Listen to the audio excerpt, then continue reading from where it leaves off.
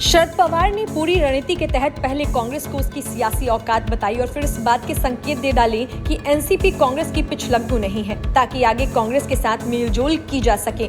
यही वजह है कि पवार ने कांग्रेस को बिना जमीन वाला जमींदार कह डाला। असल में कांग्रेस के राजीव सातव की मृत्यु के कारण खाली हुई एक सीट के लिए राज्यसभा चुनाव 4 अक्टूबर को होगा। हालांकि यह खुला मतदान है, लेकिन कांग्रेस को डर है कि पवार गड़बड़ कर सकते हैं, जैसा कि उन्होंने ग्राम प्रधान के चुनाव में बहुत पहले किया था। पवार समर्थकों ने तब कांग्रेस के आधिकारिक उम्मीदवार के खिलाफ मतदान किया था। राजनीतिक हैसियत में कांग्रेस महाराष्ट्र में 4 नंबर की राजनीतिक पार्टी है और सरकार में नंबर 3 पर है। ऐसे में पवार जैसे अनुभवी नेता यह अच्छी तरह जानते हैं कि कांग्रेस को दबाने का इससे बेहतर समय और कोई नहीं हो सकता।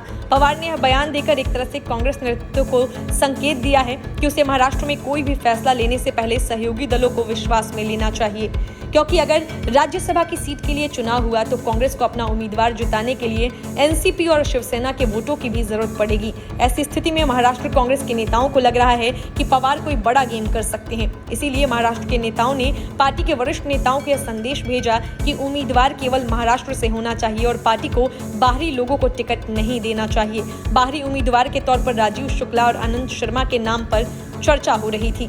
महाराष्ट्र में राज्यसभा उम्मीदवार के लिए जो नाम इन दिनों चर्चा में है, उनमें सबसे आगे मुकुल वासनिक का नाम है। वासनिक गांधी परिवार के विश्वास पात्रों में है, परंतु वह G23 के नेताओं में शामिल रहे।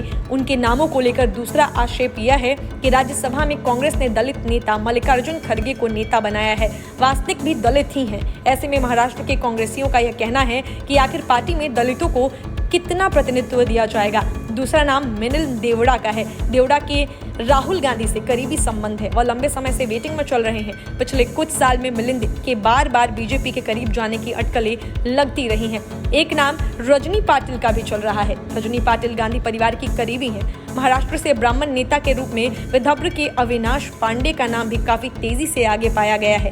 अविनाश ने सचिन पायलट की बगावत के वक्त राजस्थान में अशोक गहलोत की सरकार को बचाने में महत्वपूर्ण भूमिका निभाई थी। पूर्व सांसद संजय निरुपम के नाम की भी चर्चा है। महाराष्ट्र में खासकर मुंबई में बड़ी संख्या में उत्तर भारतीय समुदाय है और कांग्रेस के पास इन दोनों में एक भी बड़ा उत्तर भारतीय चेहरा नहीं है।